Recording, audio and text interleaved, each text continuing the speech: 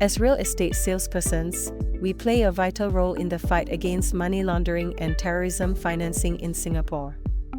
Our first responsibility is Customer Due Diligence, or CDD. This means we must verify our clients' identities and assess any potential risks.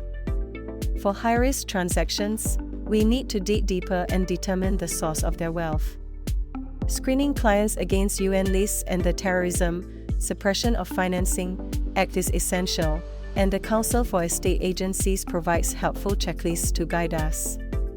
When we suspect any AML/TF activities, we must report them to the Suspicious Transaction Reporting Office through our estate agents. Remember, failing to report when we have reasonable grounds is a serious offense. We also need to establish a robust risk assessment framework within our agencies. This involves developing internal policies and training ourselves and our colleagues on compliance. Keeping records for at least 5 years is not just a best practice, it's a legal requirement. Lastly, we must stay informed about the national risk assessments. They highlight the key threats and vulnerabilities in our sector, guiding us in implementing effective controls. By staying vigilant and proactive, we contribute significantly to safeguarding our real estate market from illicit activities.